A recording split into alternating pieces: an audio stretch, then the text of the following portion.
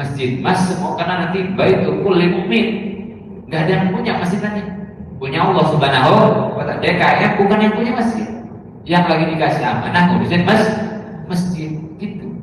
Dan kita sudah ngasih duit infak apa di situ, udah lupain, udah bukan punya kita lagi. Ya. Not yang sebelah sono semennya dari saya 10 gitu. Gua biar masih diingat aja. Sudah diwakafkan. Kan? Ya. Nomor masjid saya dulu begini. Udah sewakafkan, lupa kan sudah diwakafkan, diberikan di jalan Allah Subhanahu. Tunggu saja ngaku masjid. Ya. Ini kipas saya 3 nih. Ya ngapain? Sudah diwakafkan. Orang gitu tuh. Ya, kayak orang di masjid diupin orang. Gak usah. Sudah kita berikan ke masjid, sudah selesai wakaf semuanya.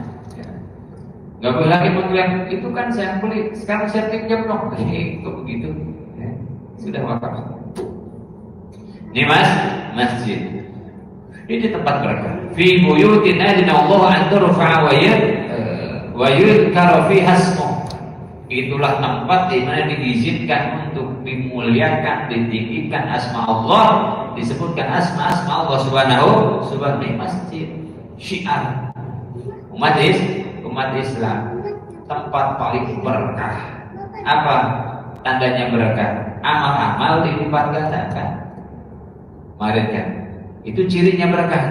Cirinya berkah. Maka orang yang datang ke masjid, ke tempat masjid ini, dimanapun masjid, dia ngalap berkah. Jadi ngalap berkah tuh gitu. Kenapa tiba-tiba ngalap berkah haram?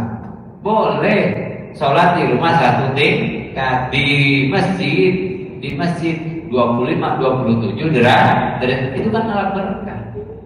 Karena sebab di masjid kan sholatnya mah sama 4 rakaat juga. Mungkin lamanya sama, mungkin caranya sama, tapi karena ada di masjid maka pahalanya beda. Ini namanya ngalap berkah. Ini namanya tabarukan begitu. Karena tempatnya, karena waktunya khusus, maka ibadah yang biasa kita lakuin pahalanya beda. Ini tabarukan, ini ngalap berkah namanya. Dan tempat yang paling berkah, yang paling dekat kita ngalap berkah, masjid. Udah kagak ada lagi. Udah kagak ada lagi, mana lagi? Ya.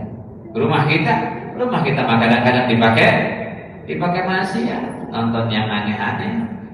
Di masjid mah enggak, semua orang datang ke sini untuk ibadah.